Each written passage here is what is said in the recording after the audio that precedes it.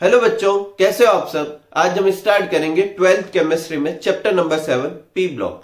अच्छे से समझिएगा ये चैप्टर। इसमें बहुत सारे छोटे छोटे क्वेश्चंस भी आते हैं और कुछ कंसेप्ट बेस्ड क्वेश्चन भी है। हर क्वेश्चन को अच्छे से समझे, हर टॉपिक को अच्छे से समझने की कोशिश करें। तो स्टार्ट करते हैं। सबसे पहले ये देखते हैं कि पी ब्लॉक क्या होता है। तो जो अपनी पीरियोडिक टेबल होती है, उस पीरियोडिक टेबल में कितने होते हैं? 18 तो ग्रुप होते हैं और 7 क्या होता है? पीरियड होता है। और नीचे 2 रो होती है, हॉरिजॉन्टल रो होती है 14 एलिमेंट की। इसमें से फर्स्ट और सेकंड ग्रुप जो होता है वो एस ब्लॉक कहलाता है। 3 से 12 तक जो होता है, थर्ड ग्रुप से लेकर 12th ग्रुप तक जो होता है वो डी ब्लॉक होता है।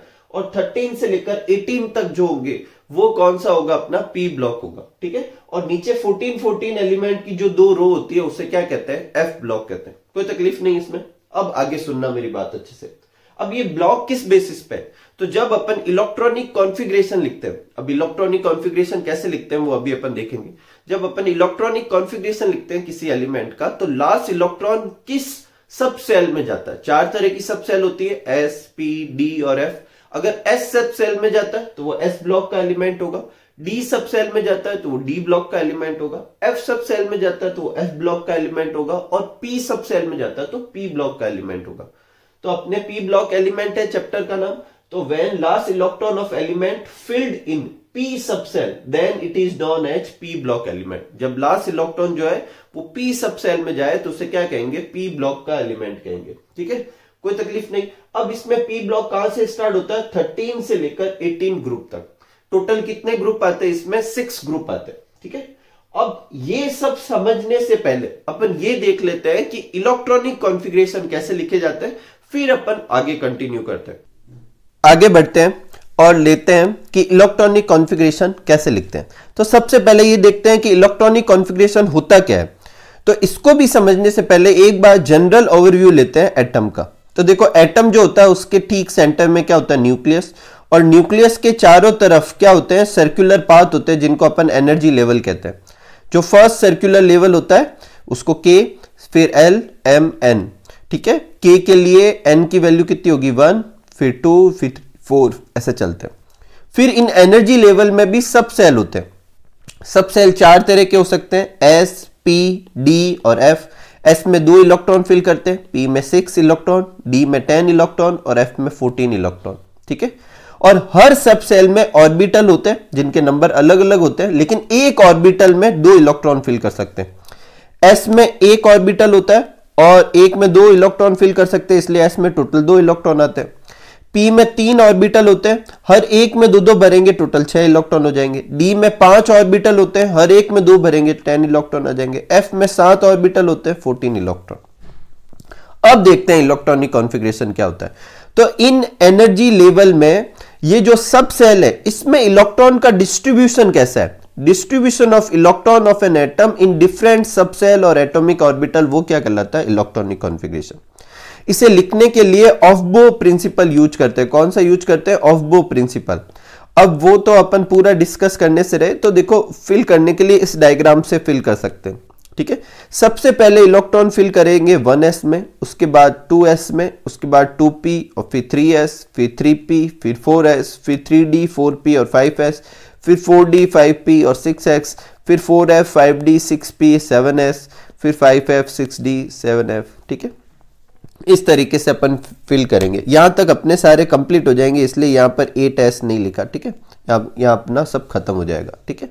अब देखो, s कोई भी हो, चाहे 1s हो, 2s हो, 3s हो, कोई भी हो, उसमें 2 इलेक्ट्रॉन ही फिल करेंगे। p कोई भी हो, 2p हो, 3p हो, 4p हो, कोई भी p हो, उसमें 6 इलेक्ट्रॉन फिल कर सकते हैं ज्यादा से ज्यादा।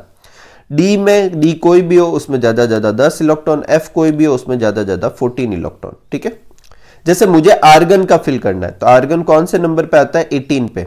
तो सबसे पहले मैंने फिल किया 1s में, उसमें 2 इलेक्ट्रॉन फिल कर दिए। पीछे कितने बचे? 16। उसके बाद मैंने फिल किया 2s में, उसमें भी 2 इलेक्ट्रॉन, क्योंकि s में 2 ही फिल कर सकते हैं। उसके बाद मैंने किया 2p में 6 इलेक्ट्रॉन फिल कर दिए। अभी तक 6, 2 और 2, 6, 2 और 2 कितने फिल कर दिए? अभी तक 10 इलेक्ट्रॉन। अभी भी 8 इलेक्ट्रॉन और फिल करने हैं। तो अगला लिया 3s में भी 2 इलेक्ट्रॉन फिल कर दिए। अब कितने हो गए? 12। 6 और बाकी रहे, फिर 3p में फिल करेंगे, 6 इलेक्ट्रॉन फिल कर दिए। इस तरीके से अपन इलेक्ट्रॉनिक कॉन्फ़िगरेशन लिख सकते हैं।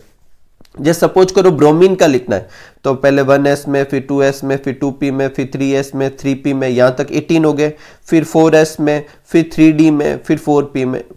इस तरीके से जो कट रहा है उस हिसाब से सीक्वेंस में फिल कर देंगे, कोई तकलीफ नहीं। एक और चीज देखो, जैसे ये ब्रोमीन का इलेक्ट्रॉनिक कॉन्फ़िगरेशन इतना लंबा है, इसको थोड़ा शॉर्ट कर सकते हैं। कैसे कि ब्रोमीन से ठीक पहले की इनर्ट गैस जैसे आर्गन आती है, तो आर्गन का कॉन्फ़िगरेशन यहां तक था, ये देखो आर्गन का कॉन्फ़िगरेशन है ना, तो इतना ना लिखकर इसकी जगह मैं क्या लिख देता हूं, आर्गन 18, फिर ये 3d, 4s और 4p, ठीक है, इनके इलेक्ट्रॉन लिख दिए, कोई तकलीफ नहीं। नेक्स्ट चीज जो अपन को समझनी है, जब अपन इलेक्ट्रॉनिक कॉन्फ़िगरेशन लिखते हैं तो देखो इसमें लास्ट इलेक्ट्रॉन किस में आ रहा है, p में, इसमें लास्ट इलेक्ट्रॉन किस में आ रहा है, p में, तो ये कौन से ब्लॉक के हैं, p ब्लॉक के। जैसे अगर मान लो मुझे सोडियम का इलेक्ट्रॉनिक कॉन्फ़िगरेशन लिखना होता है जो कि कौन से नंबर पे आता है, 11, तो उसका इलेक्ट्रॉनिक कॉन्फ़िगरेशन होता है 1s2, 2s2, 2p6, कितने बढ़ दिए मैंने, 10 बढ़ दिए। 2p के बाद में इलेक्ट्रॉन बढ़ते हैं 3s में, तो 3s1, ये 11 हो गए। इसमें लास्ट इलेक्ट्रॉन में कहां फिल कर रहा हूं, s में, तो ये s ब्लॉक का होगा। तो जिनमें अपन लास्ट इलेक्ट्रॉन p में भरते हैं वो p ब्लॉक के, d में भरते हैं d ब्लॉक के, f में भरते हैं f ब्लॉक के। जैसे इसमें लास्ट इलेक्ट्रॉन p में भरा गया, ये p ब्लॉक का, ये भी p ब्लॉक का है, ठीक है। ये सारे कॉन्फ़िगरेशन मैंने p के लिखे। इसी तरह के क्लोरीन के भी, फॉस्फोरस के भी, ऑक्सीजन के भी आप प्रैक्टिस कर सकते हैं। एक चीज जो अपन को समझनी है, p में अपन कितने इलेक्ट्रॉन फिल कर सकते हैं, 6, तो हो सकता है वो p1 हो सकता है वो p का दूसरा इलेक्ट्रॉन हो, p का तीसरा हो, p का चौथा हो, p का पांचवा हो, p का छठा हो। इस तरीके से p ब्लॉक को 6 कैटेगरी में फिल कर सकते हैं। अगर P1 है तो उसे 13 ग्रुप में रखेंगे, P2 है तो उसे 14 ग्रुप में रखेंगे, P3 है तो उसे 15 ग्रुप में रखेंगे, P4 है तो 16 ग्रुप में, P5 है तो 17 में, P6 है तो 18 में, ठीक है। अपन इसको ऐसे भी याद रख सकते हैं, जब इलेक्ट्रॉनिक कॉन्फ़िगरेशन लिखे P ब्लॉक के लिए मैं बता रहा हूं, तो S और P के जो इलेक्ट्रॉन है उनको काउंट कर ले, उसमें 10 ऐड कर दे, ठीक है, वो उसका ग्रुप नंबर आ जाएगा। जैसे इसमें S में कितने 2, P में कितने 6, 6 और 2 कितने होते हैं 8, 10 ऐड कर दो, ये 18th ग्रुप का हो जाएगा। ब्रोमीन, इसमें देखो S में कितने, S में 2 इलेक्ट्रॉन, P में कितने हैं 5 इलेक्ट्रॉन, 5 और 2 कितने होते हैं 7, 10 ऐड कर देंगे 17th ग्रुप का हो जाएगा, ठीक है। जैसे ये फॉस्फोरस, S में कितने 2, P में कितने 3, 3 और 2 5, 10 ऐड कर देंगे, ये कौन सा हो जाएगा 15th ग्रुप का हो जाएगा। ऑक्सीजन का देखो S में 2, P में 4, टोटल कितने हो रहे हैं 6, 10 ऐड कर दे 16 ग्रुप का हो जाएगा, ठीक है। नेक्स्ट जो चीज अपन को समझनी है वो ये चीज समझनी है, जो S और P के आगे जो नंबर लिखे हुए हैं वो बेसिकली पीरियड नंबर शो कर रहा है। जैसे इसमें 4 4 है तो ये 4th पीरियड का है, इसमें 3 3 है तो ये 3rd पीरियड का है, इसमें देखो 3 3 है ये भी 3rd पीरियड का है, इसमें 2 2 है तो ये 2nd पीरियड का है, ठीक है। तो इस तरीके से अपन इलेक्ट्रॉनिक कॉन्फ़िगरेशन लिखते हैं। तो इलेक्ट्रॉनिक कॉन्फ़िगरेशन अपन देख चुके हैं, अब आगे समझते हैं। तो जो जनरल इलेक्ट्रॉनिक कॉन्फ़िगरेशन होता है किसका, p ब्लॉक एलिमेंट का, उसमें जो s सबसेल होता है, आउटर s सबसेल, वो कंप्लीटली फिल्ड होता है। p में 1 इलेक्ट्रॉन हो सकता है, 2 इलेक्ट्रॉन हो सकते हैं, 3 हो सकते हैं, 4 हो सकते हैं, 5 हो सकते हैं, 6 हो सकते हैं, ठीक है। तो जनरल इलेक्ट्रॉनिक कॉन्फ़िगरेशन क्या होगा, ns2 np126। अगर 13 ग्रुप का है तो क्या होगा, ns2 np1। 14 ग्रुप का है तो उसका जनरल इलेक्ट्रॉनिक कॉन्फ़िगरेशन क्या होगा, ns2 np2। 15 का है तो ns2 np3, 16 का है तो ns2 np4, 17 का है ns2 np5 और 18 का है तो ns2 np6, ठीक है। अगर ये अपन इन वाले इलेक्ट्रॉनों को ऐड करें, जैसे 2 और 1 कितने होते हैं 3, तो 13 का 3 आ जाएगा, ठीक है। 2 और 2 4 तो 4 आ रहा है, 2 और 3 5 तो यहां 5 आ जाएगा, ठीक है। तो इस तरीके से अपन पहचान सकते हैं। एक और चीज, P ब्लॉक में टोटल 6 ग्रुप आते हैं, 13 ग्रुप जिसे बोरॉन फैमिली कहते हैं क्योंकि ये बोरॉन से स्टार्ट होती है, 14 ग्रुप क्योंकि वो कार्बन से स्टार्ट होती है उससे कार्बन फैमिली कहते हैं। ये 13 और 14 ग्रुप अपने 11th में हो रखे हैं, इसलिए अभी 12th के सिलेबस में अपने कहां से 15 to 18 ग्रुप है, ठीक है। इन्हें आप सब याद भी कर सकते हैं स्टोरी के हिसाब से। जैसे ये वाली लाइन याद करनी है तो क्या याद रख सकते हैं, बैंगन, आलू, गाजर, इन, थैला, ठीक है। इसे कैसे याद रख सकते हैं, का, सी, गए, सन, प्रभात। इसे कैसे याद रख सकते हैं, न्यूज, पेपर, आज, सब, बीके। आपको और कोई स्टोरी से लर्न हो तो कोई तकलीफ नहीं है, बेसिकली एलिमेंट लर्न करने अपन को। ओम, सिंह, से, टीपो, ठीक है। फिर कल, बाहर, आई, अटैक, ठीक है। और ये हिनी, आकर 0। ठीक है, तो ये अपने याद करने के तरीके हैं जो अपन याद कर सकते हैं इनको। ठीक है, अब अपन को कहां से स्टार्ट करना है? अपन को ये स्टार्ट करना है ग्रुप 15 से। कहां से स्टार्ट करना है? ग्रुप 15 से। तो देखो ग्रुप 15 में एलिमेंट कहां से स्टार्ट हो रहे हैं? नाइट्रोजन से। तो न्यूज, पेपर, आज, सब बिके। नाइट्रोजन, फास्फोरस, आर्सेनिक, एंटीमनी और बिस्मथ। ठीक है, कोई तकलीफ नहीं है। अब देखो एक बार अपन इसको पीरियड और ग्रुप के हिसाब से देखते हैं। ये कौन सा ग्रुप है? 15 ग्रुप है। ये जो नाइट्रोजन वाला एलिमेंट है ये कौन से पीरियड में आ रहा है? तो यहां अच्छे से देखें अपन, तो देखो ये सेकंड पीरियड का है। ठीक है, जो फास्फोरस है वो थर्ड पीरियड का है, फिर फोर्थ, फिर फिफ्थ और सिक्स। सेवंथ पीरियड में भी यहां पर कुछ आएगा, वो डिस्कवर तो हो रखा है। अपन पीरियोडिक टेबल, जो मॉडर्न पीरियोडिक टेबल देखते हैं उसमें यहाँ लिखा हुआ भी है, लेकिन अपन को सिर्फ ये एलिमेंट स्टडी करने हैं। ठीक है, अब देखो एक एक चीज करके अच्छे से समझना। सबसे पहले मैं आपको एक चीज समझाता हूं, इन सबके अपन को एटॉमिक नंबर लर्न करने, तो वो लर्न करने की नीड नहीं। नाइट्रोजन तो उम्मीद करता हूं कि आप सबको लर्न होगा कि कौन से नंबर पे आता है, 7 पे आता है। तो उसके आगे के कैसे लिख सकते हैं? तो एक मैजिकल नंबर याद रखना है। अगर फर्स्ट से सेकंड ग्रुप में जाना है तो 8 ऐड करना है। सेकंड से थर्ड ग्रुप में जाना है तो 8 और ऐड करना है। थर्ड से फोर्थ ग्रुप में जाना है तो 18 ऐड करना है। फोर्थ से फिफ्थ ग्रुप में आता है तो 18 ऐड करना है। फिफ्थ से सिक्स में जाना है तो 32 ऐड करना है। सिक्स से सेवंथ में जाना है तो 32 ऐड करना है। कोई तकलीफ नहीं। और ये वाला जो है ये अपने पी ब्लॉक पे लगता है। जब अपन एस और डी ब्लॉक के लिखते हैं तो अपन 2 से स्टार्ट करते हैं। 2 फिर 8 फिर 8 18 18 32 32 ऐसे ऐड करते हैं। और पी ब्लॉक में अपन 8 से स्टार्ट करते हैं। फर्स्ट से सेकंड में जाने के लिए 8 ऐड, सेकंड से थर्ड में जाने के लिए 8 ऐड। तो देखो ये नाइट्रोजन कौन से ग्रुप का पीरियड का था? सेकंड पीरियड का था। तो फास्फोरस का निकालने के लिए अपन 8 ऐड कर देंगे, तो 7 + 8 कितना हो जाएगा? 15। याद करने की जरूरत नहीं पड़ी।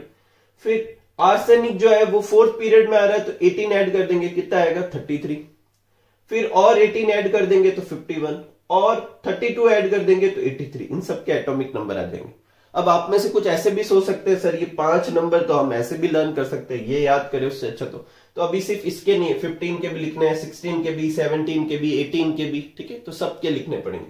ठीक है, अब इनका जनरल इलेक्ट्रॉनिक कॉन्फ़िगरेशन, क्योंकि ये ग्रुप 15 है तो इसका क्या है? NH2NP3। ठीक है, अब देखो जब भी अपन ने इलेक्ट्रॉनिक कॉन्फ़िगरेशन देखे थे तो अपन ने देखे थे कि इलेक्ट्रॉनिक कॉन्फ़िगरेशन एक और तरीके से लिखते हैं, शॉर्ट में इनर्ट गैस, फिर उसके आगे का इलेक्ट्रॉनिक कॉन्फ़िगरेशन लिखते हैं। और वो लिखना मैं बताता हूं आपको, अच्छे से सुनना। आपको कैसे लिखना है? जो इनर्ट गैस है वो लिखनी है, उसके बाद N-2F लेना है। N-2F का क्या मतलब है? जैसे मान लो मैं 6 पीरियड का एलिमेंट लिख रहा हूं, तो N की जगह कितना लिखूंगा? 6। 6 - 2 कितना हो जाएगा? 4F। ठीक है, D कौन सा लूंगा? N-1 बोले तो अगर 6 पीरियड में हूं तो 6 - 1 क्या होगा? 5D। और S और P कौन से लेते हैं? वही लेते हैं जो कि जिस पीरियड में, जैसे 6 पीरियड में तो 6S और 6P। कोई तकलीफ नहीं। तो F में बढ़ने 14, D में बढ़ने 10, S में बढ़ने 2 और P में कितने? 3 क्यों कर रहे हैं? क्योंकि ये ग्रुप 15 का है। ठीक है, कोई तकलीफ नहीं। लेकिन एक चीज ध्यान रखना, F जो है वो जैसे मान लो आप यहां पर थर्ड पीरियड में, तो यह 3 - 2 करेंगे तो क्या आएगा? 1F। लेकिन 1F होता ही नहीं है। तो F सबसे पहली बार कौन सा होता है? 4F। और 4F बनेगा 6 पीरियड में। तो जब तक 6 पीरियड के एलिमेंट का इलेक्ट्रॉनिक कॉन्फ़िगरेशन लिखना नहीं आता, अपन को F नहीं लिखना है। ठीक है, D जो है वो सबसे पहली बार आता है 3D में। इसका मतलब जब तक 4th पीरियड नहीं आता तब तक अपन को D भी नहीं लिखना है। मतलब सेकंड और थर्ड पीरियड का लिखते समय सिर्फ अपन को ये लिखना है, 4th 5th का लिखते समय D भी शामिल करना है, और 6th 7th का लिखते समय F भी शामिल करना है। क्यों? क्योंकि 3F और वो होते नहीं है। क्यों नहीं होते? क्योंकि वो अपने ऑफ बो प्रिंसिपल के हिसाब से होता है, वो अलग एक सीन हो जाता है। अब देखो लिखेंगे कैसे। जब इसका कॉन्फ़िगरेशन लिखता हूं तो इनर्ट गैस चूज करूंगा पीछे वाली। जैसे मान लो अगर मैं 5th पीरियड का एलिमेंट SB, इसका इलेक्ट्रॉनिक कॉन्फ़िगरेशन लिख रहा हूं, तो जो इनर्ट गैस लूंगा वो कौन सी लूंगा? 4th पीरियड वाली लूंगा। ठीक है, अब पहले ये कि इनर्ट गैस के भी तो एटॉमिक नंबर लर्न होने चाहिए, तो उसको भी वैसे ही याद करते हैं। हीलियम का कितना होता है?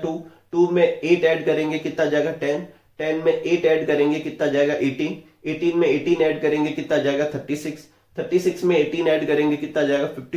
54 में 32 ऐड करेंगे, कितना जाएगा? 86। अगर इसके नीचे वाले का निकालना होता तो 86 में 32 और ऐड कर देते। ठीक है, अब देखो जैसे कैसे लिखते हैं। सबसे पहले लिखते हैं नाइट्रोजन का। तो नाइट्रोजन कौन से नंबर पे है? 7 पे। तो टोटल कितने आने चाहिए? 7 इलेक्ट्रॉन। ठीक है, नाइट्रोजन के ठीक पहले की इनर्ट गैस कौन सी थी? हीलियम। उसके नीचे लिख दिया 2, तो 2 इलेक्ट्रॉन फिल हो गए। उसके अलावा क्या होता है कॉन्फ़िगरेशन? ये वाला F आएगा नहीं सेकेंड पीरियड में, D आएगा नहीं, NH2 और NP3। तो सेकेंड पीरियड में है नाइट्रोजन, इसलिए 2s2 2p3। अब देखो 2 4 और 3 7 पूरे हो रहे ना 7। फॉस्फोरस का लिखते हैं। फॉस्फोरस कौन से पीरियड में? थर्ड पीरियड में। तो 3s2 3p3 और इनर्ट गैस कौन सी चूज की? सेकेंड पीरियड वाली, नियॉन 10। तो नियॉन 10 3s2 3p3, 10 और 2 कितने हो गए? 12, 12 और 3 कितने हो गए? 15। ठीक है, 15 आ गया। फिर आर्सेनिक का लिखते हैं। जब आर्सेनिक लिखेंगे, आर्सेनिक कौन से पीरियड का? Fourth period. और फोर्थ पीरियड में इनर्ट गैस कौन सी लेंगे? आर्गन। तो आर्गन 18। फोर्थ पीरियड से डी स्टार्ट हो जाता है, क्योंकि फोर्थ पीरियड में डी होगा एक पीछे, बोले तो 3D। तो वो 3D होता है, इसलिए पहले 3D में कितने बढ़ते हैं? 10 इलेक्ट्रॉन। S में कितने भरेंगे? 2, P में कितने भरेंगे? 3। तो देखो 18 और 10 कितने हो गए? 28, 28 और 2 कितने हो गए? 30, 30 और 3 33। फिर लिखेंगे SB का। SB कौन से नंबर पे आता है? 51 पे। ठीक है, इसका एक पीछे वाली क्रिप्टॉन ले लेंगे 36। इसमें भी D तो हो गई, एक पीछे का D लेंगे, ये फिफ्थ पीरियड है इसलिए D लेंगे 4D, और S और P 5S और 5P।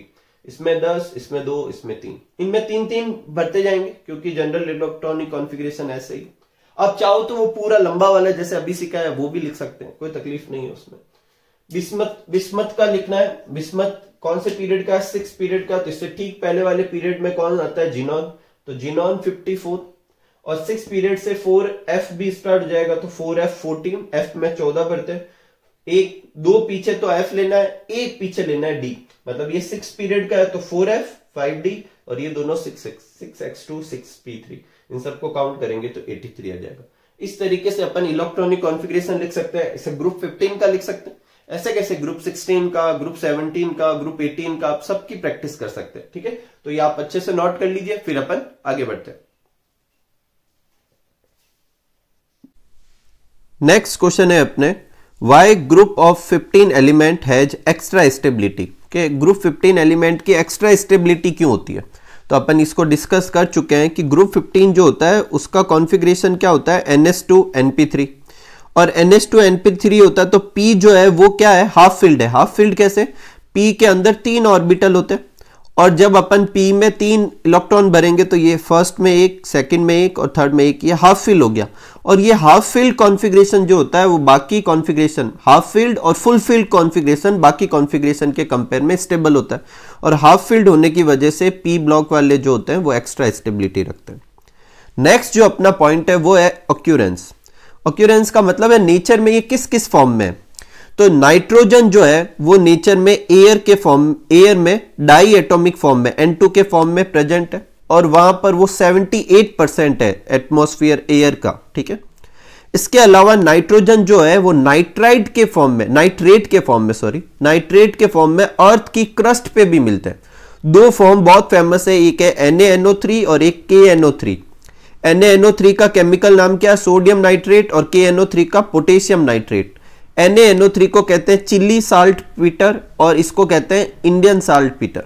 ठीक है, याद रखें, ये पूछे भी जाते हैं कि इंडियन साल्ट पीटर और चिल्ली साल्ट पीटर का साइंटिफिक नेम क्या कहते हैं, केमिकल नेम लिखो। ठीक है, नेक्स्ट है, इसके अलावा जो नाइट्रोजन जो होता है वो प्रोटीन में भी प्रेजेंट होता है। प्रोटीन जो होता है वो कार्बन, हाइड्रोजन, ऑक्सीजन और नाइट्रोजन से मिलकर बनता है। तो इस वजह से नाइट्रोजन जो है वो एक्टिव कंपोनेंट हो गया किसका? प्रोटीन का भी।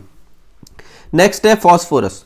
फॉस्फोरस जो होता है वो नेचर में एपेटाइट मिनरल्स के फॉर्म में मिलता है। जैसे कि ये एक फॉर्मूला दे रखा है फ्लोरो एपेटाइट का, Ca9PO4 CaF2। ठीक है, यहां फ्लोरीन की जगह और हेलोजन भी आ सकते हैं।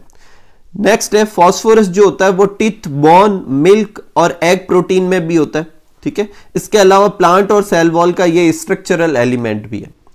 आर्सेनिक, एंटीमनी और बिस्मिथ जो है उनके सल्फाइड ओर के फॉर्म में होता है। जैसे आर्सेनिक जो होता है AS2S3 के फॉर्म में, इस तरीके से Sb भी उसका सल्फर वाले ओर के फॉर्म में, और Bi भी सल्फर के ओर के फॉर्म में प्रेजेंट होता है। तो ये आप नोट कर लीजिए, फिर अपन आगे बढ़ते हैं। नेक्स्ट लेते हैं general characteristics of P block element. ठीक है, इसमें अपन किसकी कर रहे हैं, ग्रुप 15 की, फिर अपन को ऐसे कैसे ग्रुप 16 की भी करनी है, 17 की भी करनी है, 18 की भी करनी है। फर्स्ट टाइम आ रही है, आप अच्छे से समझे, फिर 16, 17, 18 में यही कंसेप्ट लगाकर अपन जल्दी जल्दी भी कर सकते हैं। तो सबसे पहली कैरेक्टरिस्टिक्स लिखनी है इलेक्ट्रॉनिक कॉन्फ़िगरेशन, जो अपन ऑलरेडी डिस्कस कर चुके हैं कि ग्रुप 15 का कितना होता है, NH2 NP3। तो जो सबसे आउटर मोस्ट सेल है उसमें टोटल कितने इलेक्ट्रॉन होंगे, 3 और 2, 5 इलेक्ट्रॉन होंगे। बोले तो अगर वैलेंस इलेक्ट्रॉन की बात करें, मैं वैलेंसी की बात नहीं कर रहा हूं, वैलेंस इलेक्ट्रॉन की बात करें तो कितने, 5। ठीक है, नेक्स्ट है एटॉमिक रेडियस। यहां पर जब टॉपिक आएंगे तो मैं आपको साथ साथ में पीरियोडिसिटी क्या होगी वो भी समझा देता हूं कि किस तरफ क्या होनी चाहिए, ताकि आपको आसानी रहे। लेकिन आगे जब आएंगे तब मैं नहीं कराऊंगा, डायरेक्ट लिखवा दूंगा। ठीक है, तो देखो एटॉमिक रेडियस, पीरियड में एटॉमिक रेडियस कैसे चलती है।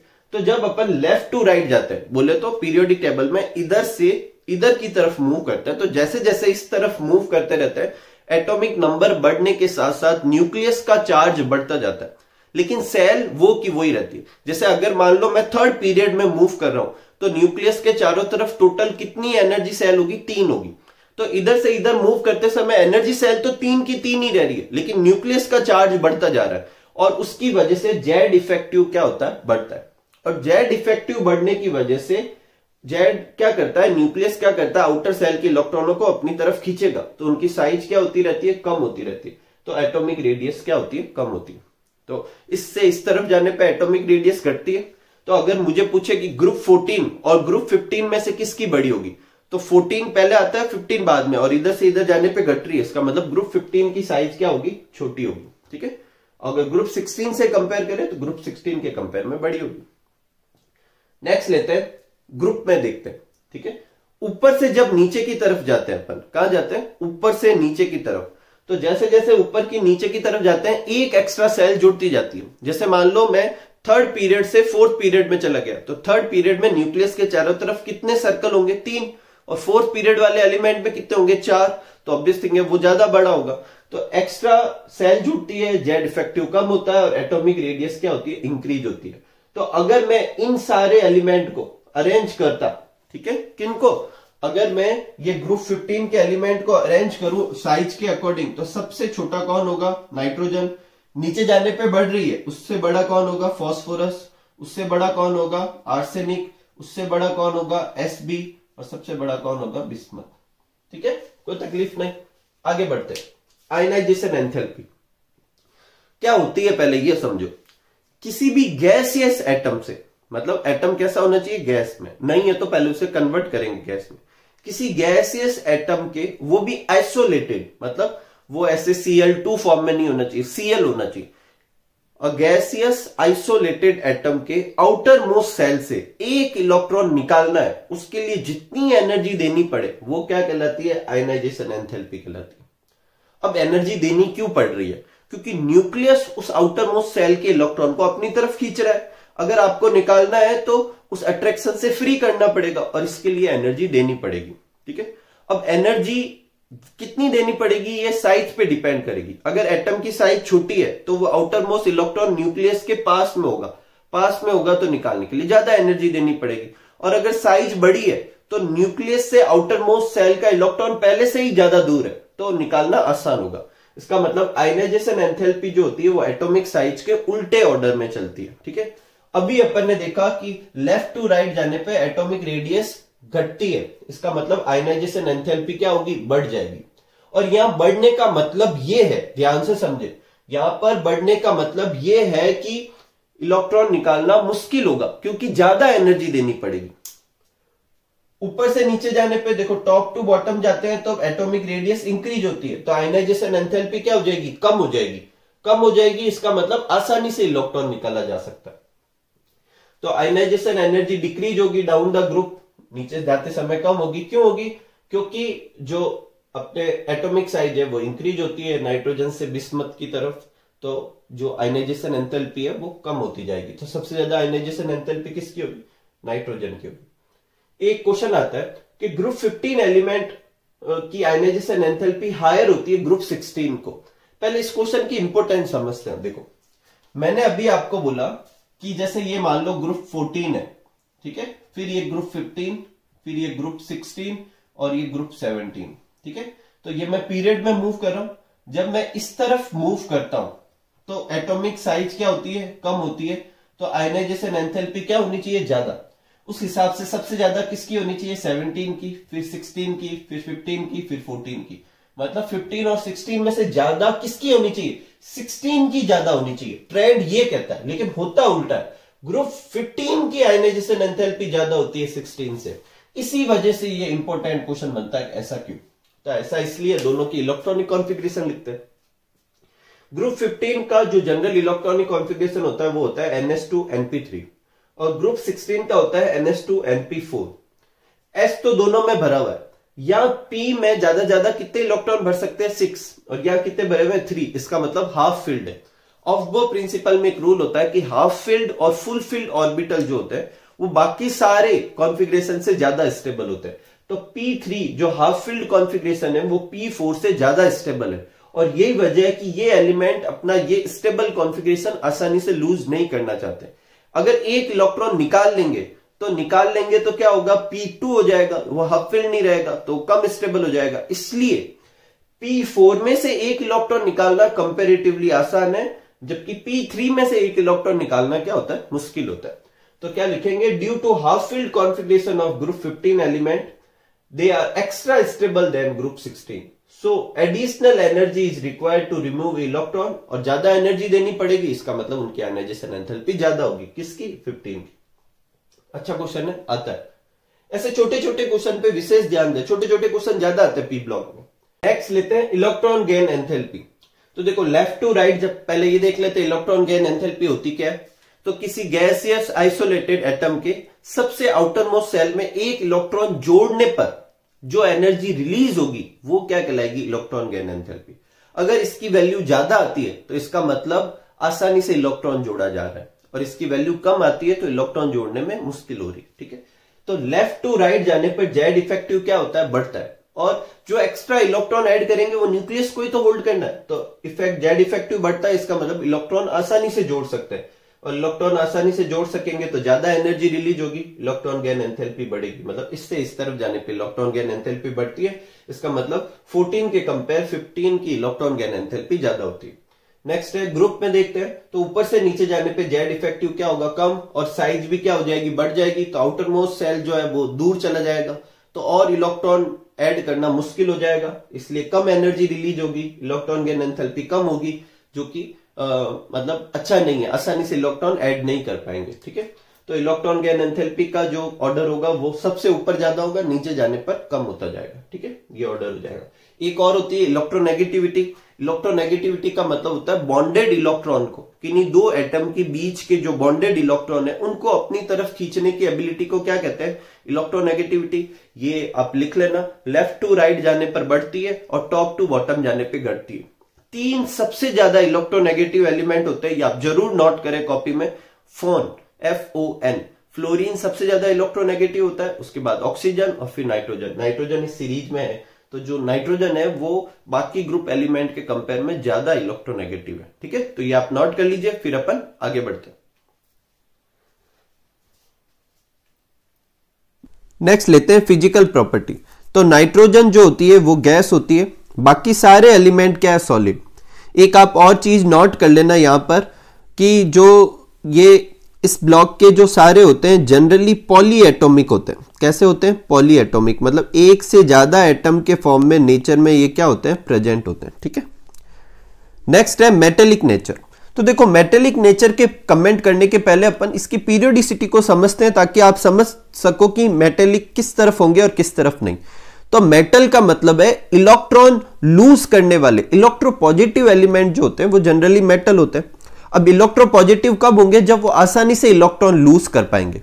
तो जब अपन पीरियड में लेफ्ट टू राइट चलते हैं तो एटॉमिक साइज घटती है और जेड इफेक्टिव बढ़ता है, इससे आयनाइजेशन एंथैल्पी बढ़ती है, अपन डिस्कस कर चुके हैं। और आयनाइजेशन एंथैल्पी बढ़ेगी तो इलेक्ट्रॉन लूज करने की टेंडेंसी जो है वो कम हो जाएगी। इसका मतलब मेटेलिक प्रॉपर्टी क्या होगी, कम होगी।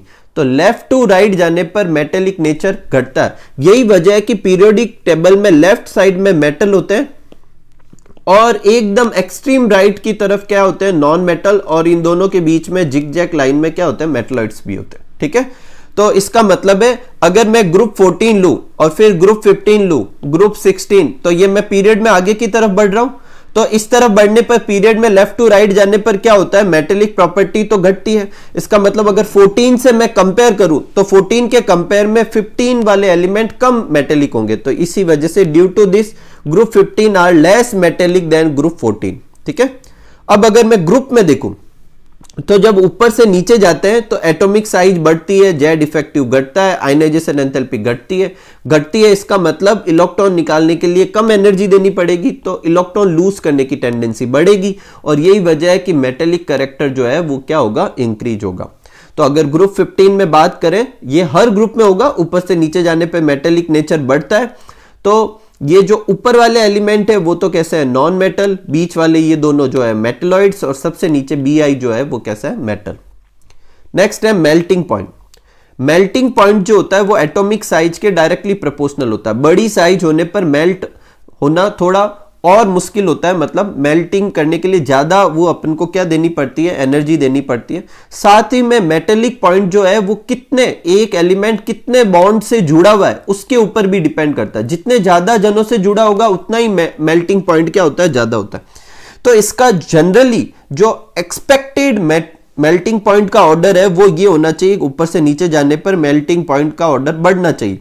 ठीक है, तो ये जो है मेल्ट क्या होने चाहिए, मुश्किल से होना चाहिए, लेकिन एक्चुअल में इसका मेल्टिंग पॉइंट का ऑर्डर होता है नाइट्रोजन के कंपेयर में फास्फोरस का ज्यादा होता है, फास्फोरस के कंपेयर में आर्सेनिक का ज्यादा होता है, लेकिन फिर मेल्टिंग पॉइंट कम होने लगता है।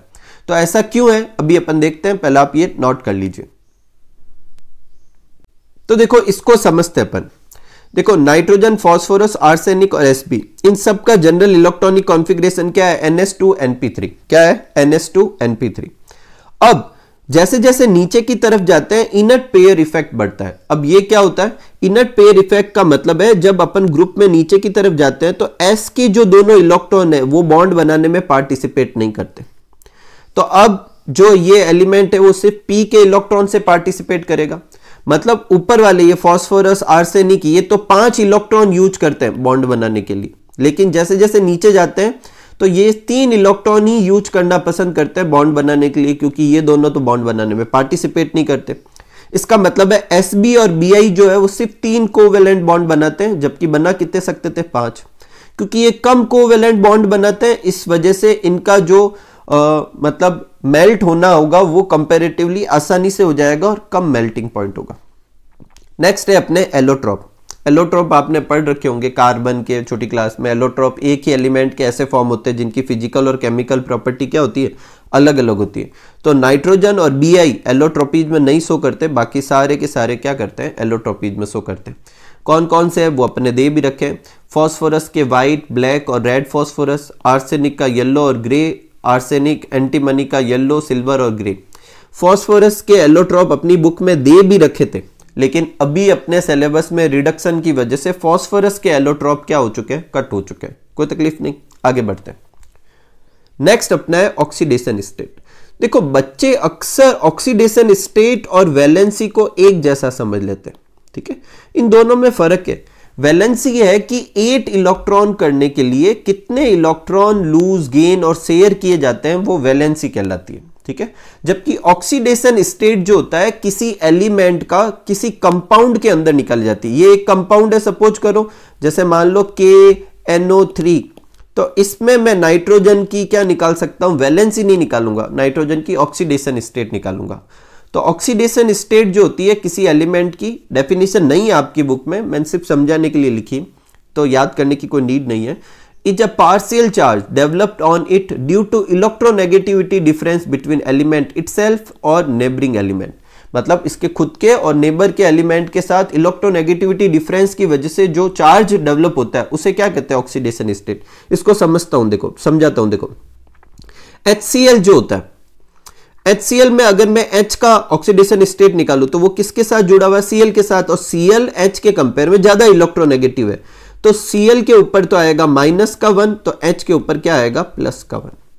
यही H जब लिथियम के साथ जुड़ा हुआ रहता है LiH में, तो इन दोनों में से लिथियम जो होता है ज्यादा इलेक्ट्रोपॉजिटिव होता है, तो लिथियम पे तो आता है +1 और H पे क्या आता है -1। इसका मतलब इनके ऊपर कौन सा चार्ज आ रहा है इलेक्ट्रोनेगेटिविटी की डिफरेंस की वजह से, उसे ऑक्सीडेशन स्टेट कहते हैं।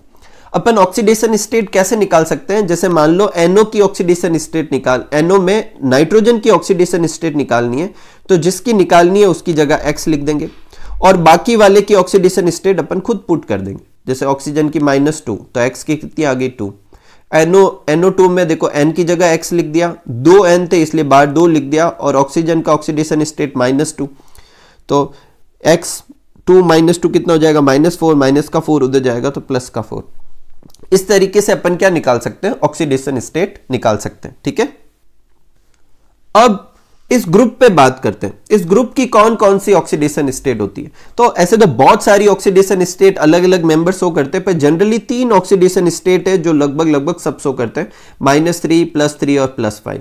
ठीक है, अब 5 वैलेंसी होने की वजह से इस ग्रुप के element generally +5 oxidation state show करते हैं, लेकिन +5 ऑक्सीडेशन स्टेट जो है वो किसकी वजह से शो हो रही है, क्योंकि 5 है, 5 इसमें क्या होता है वैलेंस इलेक्ट्रॉन होते हैं। इसके अलावा -3 और +3 जो है वो सब शो नहीं करते, मतलब स्टेबल नहीं होते सब, तो -3 ऑक्सीडेशन स्टेट जो होती है उसको शो करने की टेंडेंसी ऊपर से नीचे जाते समय कम होती जाती है। इसको समझते हैं ऐसा क्यों। देखो माइनस ऑक्सीडेशन स्टेट का क्या मतलब है कि इलेक्ट्रॉन लिया होगा। ठीक है, तो इलेक्ट्रॉन लेने के लिए साइज क्या होनी चाहिए, छोटी होनी चाहिए, ताकि न्यूक्लियर चार्ज इफेक्टिव रहे और इलेक्ट्रॉन आसानी से ऐड किया जा सके। ठीक है, तो इलेक्ट्रॉन आसानी से ऐड किया जा सके और ये टेंडेंसी स्मॉल एलिमेंट की ज्यादा होती है। जब अपन ग्रुप में ऊपर से नीचे की तरफ जाते हैं तो साइज बढ़ती है, साइज बढ़ती है तो ये टेंडेंसी कम होती जाएगी। इसका मतलब ऊपर वाले एलिमेंट -3 आसानी से शो करेंगे, नीचे वालों में ये कम स्टेबल होता जाएगा। ठीक है, लेकिन फिर भी सारे एलिमेंट के ये अपन ने दे रखे हैं जिनमें ये -3 ऑक्सीडेशन स्टेट शो करते हैं। Ca3N2, Aln, Ca3P2, Na3As, Zn3Sb, Mg3Bi2, इन सब में अगर मैं ग्रुप 15 एलिमेंट की ऑक्सीडेशन स्टेट निकालूं तो क्या आएगी -3। जैसे मैं एक की निकाल के बताता हूं, जैसे Ca3N2 में मुझे नाइट्रोजन की निकालनी है, तो Ca कितने हैं 3, तो 3। कैल्शियम के ऊपर कैसा चार्ज होता है +2। ठीक है, नाइट्रोजन का निकालना है, 2 नाइट्रोजन है, पता नहीं है तो उसका x ले लेते हैं, इक्वल में 0 रख देते हैं। क्या हो जाएगा 6 + 2x इक्वल टू क्या हो जाएगा 0, तो 2x इक्वल टू क्या हो जाएगा -6, तो x इक्वल टू क्या हो जाएगा -6/2, कितना जाएगा -3। इस तरीके से इन सब में भी निकालेंगे तो -3 ही आएगी। लेकिन जनरली -3 ऑक्सीडेशन स्टेट कौन शो करता है, ऊपर वाले एलिमेंट शो करता है, नाइट्रोजन और फॉस्फोरस। नीचे की तरफ इसकी टेंडेंसी कम होती जाती है। और अगर आपको पूछे कि -3 ऑक्सीडेशन स्टेट शो करने की टेंडेंसी क्यों है, तो देखो इनके आउटर सेल में कितने 5 इलेक्ट्रॉन है, इसको भी समझ लो। तो अगर ये 3 इलेक्ट्रॉन और आ जाएंगे तो कितने हो जाएंगे 8 इलेक्ट्रॉन स्टेबल हो जाएंगे, तो ये शो करते हैं। और इनमें से भी सबसे ज्यादा किसकी होगी, जिसकी साइज छोटी होगी। ठीक है, नेक्स्ट है स्टेबिलिटी ऑफ +3 ऑक्सीडेशन स्टेट। तो अगर NH2 NP3 के हिसाब से देखो तो 5 इलेक्ट्रॉन है और इसे +5 ऑक्सीडेशन स्टेट शो करना चाहिए, लेकिन जैसे जैसे नीचे की तरफ जाते हैं NH2 वाले 2 इलेक्ट्रॉन तो बॉन्ड बनाने में पार्टिसिपेट ही नहीं करते, तो फिर से पीछे कितने बचे 3 ही। इस वजह से नीचे की तरफ मूव करने पर +3 ऑक्सीडेशन स्टेट जो होती है वो स्टेबल हो जाती है। तो stability of +3 oxidation state increase down the group due to inert pair effect. ठीक है, तो -3 ऑक्सीडेशन स्टेट शो करने की टेंडेंसी नीचे जाने पर कम होती है और +3 की नीचे जाने पर बढ़ती। इसके अलावा इन 3 ऑक्सीडेशन स्टेट के अलावा और भी ऑक्सीडेशन स्टेट पॉसिबल है, उनके बारे में क्वेश्चन आता है। नाइट्रोजन और फास्फोरस जो है वो -2 ऑक्सीडेशन स्टेट भी शो करते हैं, जैसे हाइड्राजीन और डाइफॉस्फीन, इन दोनों के अंदर क्या आती है -2 ऑक्सीडेशन स्टेट आती है। इसको भी अपन देख लेते हैं। देखो यहाँ नाइट्रोजन कितने हैं 2 है, 2 नाइट्रोजन के लिए 2 लिख दिया। अपन को इसकी ऑक्सीडेशन स्टेट निकालनी इसलिए x लिख दिया, प्लस लगाया। हाइड्रोजन कितने हैं 2 और 2 4, तो 4 लिख दिया। एक हाइड्रोजन का +1 तो प्लस का 4, उस तरफ जाएगा तो माइनस का 4। ठीक है, फिर ये 2 से डिवाइड करेंगे, -4/2 कितना हो जाएगा -2। ठीक है, ऐसे कैसे इसका भी निकाल सकते हैं। 2 फॉस्फोरस है तो 2x, 4 हाइड्रोजन है तो 4 + 1 = 0, तो 2x इक्वल टू क्या आ जाएगा -4, x इक्वल टू कितना आ जाएगा -2। तो ये याद रखें, आपको एग्जाम में क्वेश्चन पूछ सकते हैं कि वो दो कंपाउंड बताओ जिसमें नाइट्रोजन और फास्फोरस -2 ऑक्सीडेशन स्टेट शो करते हैं। ये मैं फिर रिपीट कर रहा हूं, ऑक्सीडेशन स्टेट को आप वैलेंसी से कंफ्यूज ना हो। इसमें भी नाइट्रोजन की कितनी वैलेंसी है? 3 वैलेंसी है। देखो ये नाइट्रोजन, ये 2 हाइड्रोजन से जुड़ा हुआ है, ठीक है, फिर इधर नाइट्रोजन से जुड़ा हुआ है और ये नाइट्रोजन जो है 2 हाइड्रोजन से जुड़ा हुआ है। तो अगर नाइट्रोजन की मैं वैलेंसी की बात कर रहा हूं तो ये 3 जने से ही जुड़ा हुआ है। तो ऑक्सीडेशन स्टेट और वैलेंसी में फर्क होता है, इसे आप एक दूसरे के साथ मिक्स ना करें। ऑक्सीडेशन स्टेट हमेशा निकाल लेनी चाहिए। उसके लिए ऐसे नहीं है कि इसके चारों तरफ तो बाहर की तरफ 5 इलेक्ट्रॉन थे, -2 का मतलब अपन ऐसे समझेंगे 2 इलेक्ट्रॉन लिए हैं तो ऐसे तो 7 ही हो रहे हैं, ऐसा नहीं समझना आपको, ठीक है। नेक्स्ट है नाइट्रोजन की जो ऑक्सीडेशन स्टेट है वो -1 भी होती है, जैसे कि इसमें NH2OH में। NH2OH में देखें तो N की जगह अपन X लिख लेते हैं। हाइड्रोजन कितने हैं? 2 और 1 3, तो 3 का क्या हो जाएगा +1, ठीक है। और ऑक्सीजन की क्या होती है? -2, ठीक है। तो क्या हो जाएगा? x प्लस का 3 माइनस का 2 equal to 0, x plus 1 equal to 0, x equal to -1, ठीक है। तो -1 ऑक्सीडेशन स्टेट। तो अगर एग्जाम में पूछें वो कंपाउंड लिखो जिसमें नाइट्रोजन की ऑक्सीडेशन स्टेट -1 होती है तो NH2OH लिख सकते हैं। इसके अलावा नाइट्रोजन जो है +1, +2, +3, +4, +5 ऑक्सीडेशन स्टेट भी शो करता है। आपकी गवर्नमेंट बुक जो इंग्लिश मीडियम की बुक है उसमें लिखा हुआ है नाइट्रोजन +5 ऑक्सीडेशन स्टेट शो नहीं करता, लेकिन पीछे ही N2O5 के आगे लिखा हुआ है तो ये शो करता है, ठीक है। वो +5 वैलेंसी शो नहीं करता। क्या नहीं शो करता? 5 वैलेंसी शो नहीं करता। और वो क्यों नहीं कर पाता इसको अभी अपन आगे डिस्कस करेंगे। ऑक्सीडेशन स्टेट +5 वो शो करता है, तो आप ये नोट कर ले, फिर अपन आगे बढ़ते हैं। नेक्स्ट लेते हैं अपन write disproportion reaction of nitrogen. Important question है, आ सकता है आपके एग्जाम में। तो पहले अपन देखते हैं डिसप्रपोर्शन किसे कहता है। आपकी बुक में सिर्फ ये रिएक्शन दे रखी है। तो देखो डिसप्रपोर्शन का मतलब है वो रिएक्शन जिसमें एक ही एलिमेंट का ऑक्सीडेशन हो जाए और उसी एलिमेंट का रिडक्शन हो जाए, उसे अपन क्या कहते हैं? Disproportion reaction. जैसे कि ये रिएक्शन है, याद कर लेना आप। अब इस रिएक्शन में अगर इधर मैं नाइट्रोजन की ऑक्सीडेशन स्टेट निकालूं तो +3 आएगी, इधर निकालूं तो +5 आएगी और इसमें निकालूं तो +2 आएगी। जब ऑक्सीडेशन स्टेट या ऑक्सीडेशन ये नंबर जो है बढ़ता है तो इसे कहते हैं ऑक्सीडेशन। क्या कहते हैं? ऑक्सीडेशन। और जब ये घटता है तो उसको क्या कहते हैं? रिडक्शन कहते हैं, ठीक है। अगर एक ही रिएक्शन में ऑक्सीडेशन और रिडक्शन दोनों होते हैं तो उसे एक रेडॉक्स कहते हैं, लेकिन रेडॉक्स रिएक्शन में एलिमेंट अलग अलग होते हैं।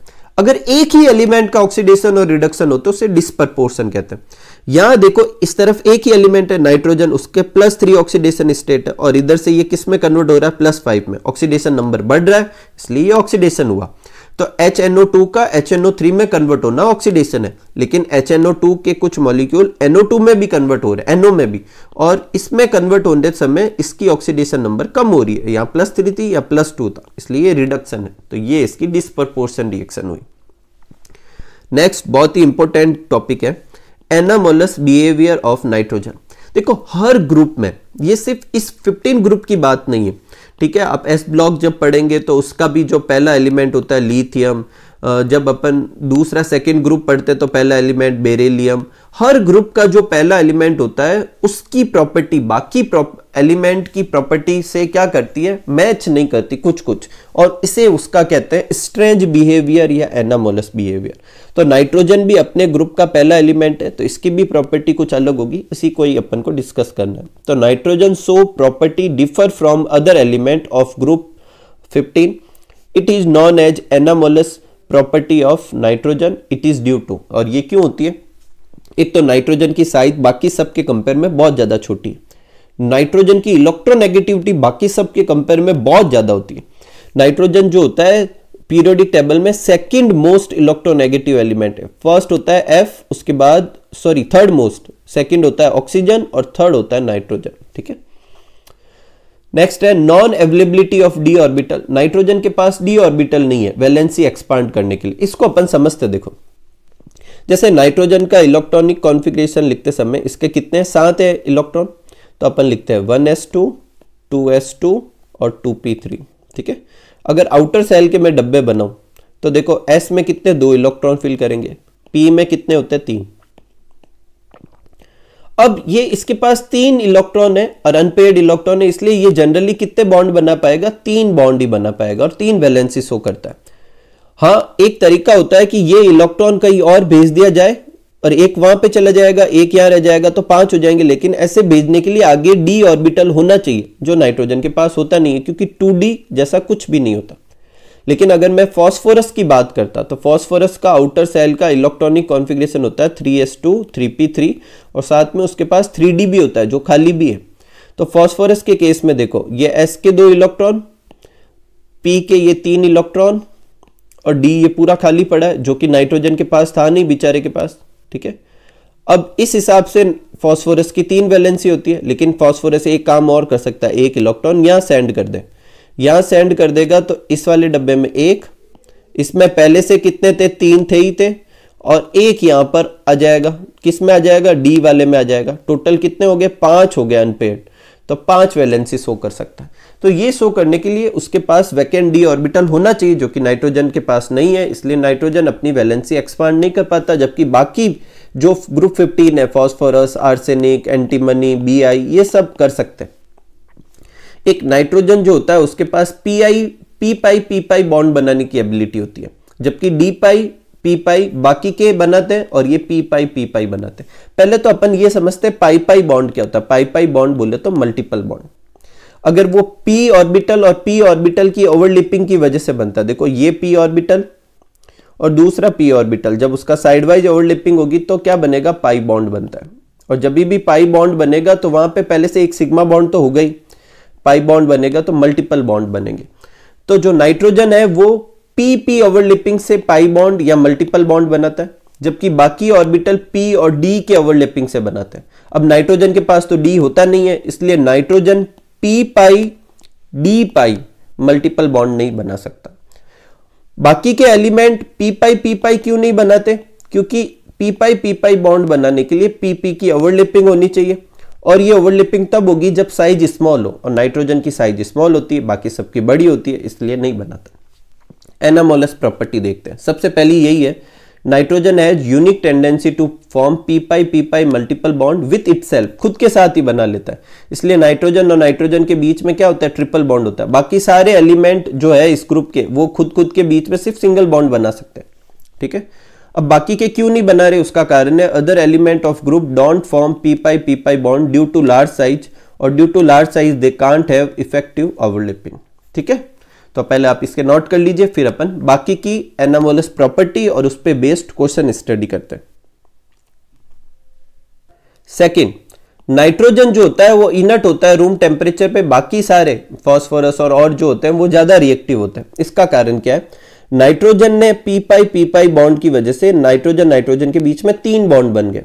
अब अगर नाइट्रोजन को रिएक्ट करना है तो इन तीनों बॉन्ड को तोड़ना पड़ेगा, और 3 बॉन्ड तोड़ने के लिए बहुत ज्यादा एनर्जी चाहिए, और इतनी एनर्जी रूम टेम्परेचर पे मिलती ही नहीं है, और नहीं मिलती इसलिए रूम टेम्परेचर पे जनरल सर्कमस्टांस में नाइट्रोजन एक इनर्ट गैस की तरह बिहेव करती है, वो किसी से रिएक्ट नहीं करती। लेकिन फास्फोरस और फास्फोरस के बीच में सिर्फ एक ही बॉन्ड होता है, क्योंकि वो p पाई तो नहीं बना सकते, इसलिए फास्फोरस और फास्फोरस के बीच का बॉन्ड आसानी से तोड़ा जा सकता है, और फास्फोरस ज्यादा रिएक्टिव होती है। नेक्स्ट, नाइट्रोजन जो है गैस है, बाकी सारे सॉलिड है। इसका कारण क्या है, देखो अगेन नाइट्रोजन और नाइट्रोजन जो होती है, जो बॉन्ड है वो खुद के बीच में ही बना लिए। अब ये बॉन्ड बन गए, ये डाई एटॉमिक फॉर्म में हो गई। अब ये वाला जो मॉलिक्यूल है वो किसी और मॉलिक्यूल के साथ अट्रैक्शन शो करेगा, तभी तो उसके पार्टिकल पास में आएंगे। तो ये इतना स्ट्रॉन्ग वंडरवॉल अट्रैक्शन नहीं लगा पाता, तो वीक लगेंगे तो इसके मॉलिक्यूल दूर दूर रहेंगे, तो ये गैस होती है। बाकी सारे क्या होते हैं, जैसे सल्फर है, तो जैसे फास्फोरस ले लेते हैं, सल्फर 8 का बनाता है, फास्फोरस 4 का बनाता है। ये फास्फोरस, ये दूसरा फास्फोरस, ये तीसरा फास्फोरस, ये चौथा फास्फोरस, और ये ऐसे ही दूसरे फास्फोरस के मॉलिक्यूल को आसानी से थोड़े कंपैरेटिवली स्ट्रॉन्ग वंडरवॉल फोर्स से अट्रैक्ट करता है, जिसलिए वो सॉलिड होते हैं। नेक्स्ट है, ये अपन डिस्कस कर चुके हैं, nitrogen doesn't expand valency due to absence of empty d orbital, इसलिए 5 वैलेंसी वाले कंपाउंड ये नहीं बना सकता, जैसे NF5, NCl5, 3 वाले बना सकता है, NF3 बना सकता है, NCl3 बना सकता है, NH3 बना सकता है। एक नाइट्रोजन जो है p पाई बॉन्ड नहीं बनाता। इसका क्या मतलब है, नाइट्रोजन ऐसे कंपाउंड नहीं बना पाएगा जिसमें 5 वैलेंसी हो, साथ ही में उन 5 वैलेंसी में से 2 वैलेंसी किसी और एटम के साथ डबल बॉन्ड बनाने के लिए यूज की जाती है। जैसे फास्फोरस ने 1 2 3 ये तो बन गया, इधर जो ये बॉन्ड बना ये p पाई d पाई बॉन्ड है, ये ऐसा कंपाउंड नाइट्रोजन नहीं बना सकता। R3p डबल बॉन्ड O ये फास्फोरस बनाता है, R3p double bond sorry p नहीं N डबल बॉन्ड O, ऐसा कंपाउंड नाइट्रोजन नहीं बना सकता, क्योंकि p पाई d पाई बॉन्ड बनाने के लिए उसके पास d ऑर्बिटल होना चाहिए जो नाइट्रोजन के पास होता नहीं। ठीक ऐसे कैसे अगर आपको ये वाला पूछे यहां पर नाइट्रोजन देखकर ये बन सकता है, नहीं।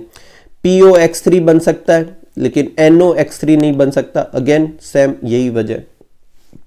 ये सब क्यों नहीं बना पाता, ये दोनों ही प्रॉपर्टी नाइट्रोजन क्यों नहीं शो कर पाता, क्योंकि उसके पास एम्प्टी d ऑर्बिटल नहीं होता। इसका क्वेश्चन देखो मैंने ऐसे एग्जाम में ऐसे भी पूछ सकते हैं, जैसे R3PO है कि R3PO तो बनता है भाई, R3N डबल बॉन्ड O क्यों नहीं बनता, तो क्यों नहीं बनता, क्योंकि वो p पाई d पाई बॉन्ड नहीं बना पाएगा। और क्यों नहीं बना पाएगा, क्योंकि उसके पास वैकेंट d ऑर्बिटल नहीं होता। ठीक है, ऐसे कैसे POX3 पे भी पूछ सकते हैं कि POX3 तो बनता है लेकिन NOX3 नहीं बनता, क्यों नहीं बनता भाई, तो वो भी इसी वजह से नहीं बनता। ठीक है, तो अच्छा क्वेश्चन है।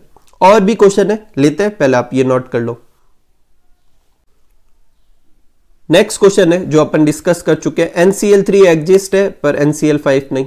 अब देखो क्यों, देखो ये नाइट्रोजन का कॉन्फ़िगरेशन है, ठीक है, ये 2s के 2 इलेक्ट्रॉन, ये p के, तो 3 अनपेयर्ड इलेक्ट्रॉन है, तो या 3 Cl अपने अपने एक एक इलेक्ट्रॉन शेयर करके NCl3 तो बना सकते हैं, NS3 भी बना सकते हैं, NF3 भी बना सकते हैं, 3 वैलेंसी वाले बना सकते हैं। अब NCl5 NF5 ये बनाने के लिए ये एक इलेक्ट्रॉन को कहीं जंप करवाना पड़ेगा और वो तो इसके पास है नहीं, तो एम्प्टी d ऑर्बिटल है नहीं, इसलिए नहीं बना सकता। P ऐसा कर सकता है, क्यों, क्योंकि P के जनरल केस में ये होता है, ये 3s है, ये 3p है और ये 3d है, ये एक इलेक्ट्रॉन यहां जंप करवा देगा तो 5 अनपेयर्ड इलेक्ट्रॉन हो जाएंगे, तो 5 वैलेंसी वाले कंपाउंड भी बना पाएगा। पर ये करने के लिए इसके पास एम्प्टी d ऑर्बिटल है जो नाइट्रोजन के पास नहीं है, तो ये क्वेश्चन आपके आ सकता है। ठीक है, नेक्स्ट है, एक ध्यान से सुनना, अगर एग्जाम में ऐसे पूछे नाइट्रोजन नाइट्रोजन और फास्फोरस फास्फोरस, इन दोनों के बीच में से कौन सा बॉन्ड स्ट्रांग होता है, तो नाइट्रोजन नाइट्रोजन के बीच, क्यों, क्योंकि उसके बीच में 3 बॉन्ड है और फास्फोरस के बीच में 1 बॉन्ड। लेकिन अगर मैं सिर्फ एक बॉन्ड को कंपेयर करूं, नाइट्रोजन नाइट्रोजन के बीच में भी सिंगल बॉन्ड है, फास्फोरस फास्फोरस के बीच में भी सिंगल बॉन्ड है, अब दोनों में से कौन स्ट्रांग है, तो फास्फोरस फास्फोरस वाला। और इसी वजह से ये क्वेश्चन इंपॉर्टेंट भी बनता है, why single nitrogen single bond nitrogen वो वीकर होता है फास्फोरस के। तो देखो इसको अच्छे से समझना, आप मेरी बात ध्यान से सुनना। जनरली क्या होता है, जो बॉन्ड वीक है या स्ट्रांग है वो बॉन्ड लेंथ पे डिपेंड करता है। किस पे डिपेंड करता है, बॉन्ड लेंथ पे। तो देख, जैसे ये एक एलिमेंट है छोटा है और ये दूसरा छोटा एलिमेंट लेता हूं, और इन दोनों के बीच की ये जो लेंथ है ये बॉन्ड लेंथ कहलाती है। अगर यही एलिमेंट बड़े बड़े बनाऊं, ठीक है, तो बड़े बड़े बनाऊंगा तो इनके बीच की लेंथ ज्यादा आ गई, देखो बॉन्ड लेंथ ज्यादा आ रही है ना, ये इतनी ज्यादा आ रही है देखो। तो जनरली क्या होगा, बॉन्ड लेंथ बढ़ने के साथ वीक होता जाता है बॉन्ड। लेकिन नाइट्रोजन के केस में क्या हो रहा है, नाइट्रोजन के केस में क्या होता है कि ये जो एटम पास पास में और साथ में नाइट्रोजन के ऊपर 2 लॉन पेयर भी है, इन लॉन पेयर के बीच में रिपल्सन लगता है और रिपल्सन की वजह से ये दूर जाना चाहते हैं, बोले तो टूटना चाहते हैं, और टूटना चाहते हैं, इस वजह से नाइट्रोजन का जो बॉन्ड होता है वीक होता है। तो क्या लिखेंगे, due to small size bond length of nitrogen is small. Generally, मैं फिर रिपीट कर देता हूं, जनरली बॉन्ड लेंथ स्मॉल होने की वजह से चीजें स्ट्रांग होती है, लेकिन यहां वीक हो रही है। क्यों, क्योंकि लॉन पेयर पास पास में आ रहे दोनों नाइट्रोजन एटम के, जो रिपेल करते हैं और नाइट्रोजन बॉन्ड को क्या करते हैं, वीक करते हैं। अब मेरी बात ध्यान सुनना, यही नाइट्रोजन का बॉन्ड अगर किसी और एटम के साथ है तो कम बॉन्ड लेंथ होने की वजह से वो बॉन्ड स्ट्रांग होगा, लेकिन नाइट्रोजन नाइट्रोजन का जो बॉन्ड है वो कम बॉन्ड लेंथ की वजह से वीक है, क्योंकि दोनों ही नाइट्रोजन के ऊपर क्या आ रहे हैं, लॉन पेयर है जिनके बीच में रिपल्सन हो रहा है। नेक्स्ट है, nitrogen form p pi bond और रिमेनिंग एलिमेंट डजंट। तो ये मैं पहले ही बता चुका हूं, क्योंकि उनके पास क्या नहीं होते, वो साइज छोटी होती है, साइज छोटी होने की वजह से इफेक्टिव ओवरलैपिंग नहीं कर पाते। एक और चीज, नाइट्रोजन नाइट्रोजन का जो बीच का बॉन्ड है वो वीक है, सिंगल बॉन्ड, इस वजह से इसके आगे और नाइट्रोजन, इसके आगे और नाइट्रोजन ऐसे जुड़कर इस प्रॉपर्टी को क्या कहते हैं, कैटेनेशन। ठीक है, ये नाइट्रोजन कम शो करता है क्योंकि इसका बॉन्ड वीक है। चेन फॉर्मेशन कब होता है? जब एक एटम दूसरे एटम के बीच का बॉन्ड, जो सिंगल बॉन्ड जो है वो स्ट्रांग हो। तो स्ट्रांग होंगे तो वो उसके आगे और जोड़ता जाएगा और चेन बनती जाएगी। ये प्रॉपर्टी होती है कार्बन की सबसे ज्यादा। सी सिंगल बॉन्ड सी सबसे ज्यादा स्ट्रांग होता है। यही वजह कार्बन कार्बन कार्बन जुड़ते जाते हैं और बहुत लंबे बन जाते हैं। ये प्रॉपर्टी कैटेनेशन कहलाती है। लेकिन अगर कैटेनेशन को नाइट्रोजन और फॉस्फोरस में कंपेयर किया जाए तो फॉस्फोरस का सिंगल बॉन्ड जो होता है वो कंपैरेटिवली ज्यादा स्ट्रांग होता है, इसलिए फॉस्फोरस कैटेनेशन शो करता है, नाइट्रोजन नहीं शो करता। फॉस्फोरस नेचर में P4 के फॉर्म में, मतलब P 4 P जुड़े हुए, जबकि नाइट्रोजन तो N2 फॉर्म में ही। तो नाइट्रोजन जो होता है N सिंगल बॉन्ड N जो होता है वीकर है, जबकि P single bond P comparatively ज्यादा स्ट्रांग है, इसलिए नाइट्रोजन जो होता है लेस कैटेनेशन रखता है P के कंपेयर में। ठीक है, तो ये आप नोट कर लीजिए। फिर अपन केमिकल प्रॉपर्टी स्टार्ट करते हैं।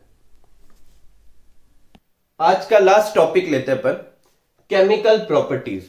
तो देखो, केमिकल प्रॉपर्टी कराते समय दिमाग में एक चीज याद रखनी है कि नाइट्रोजन जो होती है उसकी वैलेंसी सिर्फ 3 होगी। ठीक है, और बाकी सबकी पेंटा वैलेंसी हो सकती है। वैसे सबकी वैलेंसी 3 ही होनी चाहिए, लेकिन ये सब एम्प्टी डी ऑर्बिटल होने की वजह से अपनी वैलेंसी एक्सपांड करके 5 कर लेंगे। नाइट्रोजन ऐसा नहीं कर पाते क्योंकि उसमें एम्प्टी डी ऑर्बिटल होता नहीं। ठीक है, तो सबसे पहले अपन को इसकी रिएक्टिविटी करानी है, मतलब रिएक्शन जो करवानी है वो हाइड्रोजन के साथ। तो हाइड्रोजन के साथ जब कराएंगे तो हाइड्राइड बनेंगे। तो अब देखो, इनमें से कोई भी एलिमेंट लेंगे उसकी वैलेंसी कितनी लेते हैं? 3 और 5 2 हो सकती है, तो 3 लेते हैं। और हाइड्रोजन की वैलेंसी कितनी होती है? 1 इसके नीचे और 3 इसके नीचे, तो EH3 टाइप के हाइड्राइड बनेंगे। एक EH5 टाइप के भी बनने चाहिए, लेकिन 5 बनना, वैसे तो आपकी बुक में क्वेश्चन नहीं है, बता देता हूं, 5 बनना इतना ज्यादा स्टेबल नहीं है, क्योंकि ना तो वैसी हाइड्रोजन के पास s ऑर्बिटल होता है और वो इतनी इफेक्टिव और वो ओवरलैपिंग नहीं दे सकता 5 साइड में, और जो हाइड्रोजन है वो कम इलेक्ट्रोनेगेटिव भी है, तो EH5 इतना स्टेबल नहीं होता। तो सिर्फ EH3 बनाएंगे सबके। ठीक है, तो नाइट्रोजन बनाएगा NH3, फॉस्फोरस बनाएगा PS3, ये बनाएगा ASH3, ये बनाएगा SbS3 और ये बनाएगा BiS3। अब इसके कुछ इंपोर्टेंट ऑर्डर है, पूछे जाते हैं एग्जाम में कि भाई इनको हाइड्राइड को बॉन्ड डिसोसिएशन के हिसाब से अरेंज करो, थर्मल स्टेबिलिटी के हिसाब से अरेंज करो, एसिडिक नेचर के हिसाब से अरेंज करो, बेसिक नेचर के हिसाब से अरेंज करो। तो अच्छे से समझना। देखो, पहले देखते हैं बॉन्ड डिसोसिएशन एनर्जी, मतलब नाइट्रोजन और हाइड्रोजन के बीच का बॉन्ड तोड़ के हाइड्रोजन को फ्री करवाना हो तो उसके लिए कितनी एनर्जी देनी पड़ेगी, वो क्या कहलाएगा? Bond dissociation. तो बॉन्ड डिसोसिएशन इस पे डिपेंड करता है एनर्जी, कि बॉन्ड आसानी से तोड़ा जा रहा है तो बॉन्ड डिसोसिएशन एनर्जी कम है, बॉन्ड मुश्किल से तोड़ा जा रहा है तो बॉन्ड डिसोसिएशन एनर्जी जो होगी वो क्या होगी? ज्यादा। अब NH3 में देखो, नाइट्रोजन की साइज छोटी होती है, तो साइज छोटी होने की वजह से नाइट्रोजन और हाइड्रोजन के बीच का जो बॉन्ड लेंथ है वो क्या होगी? कम।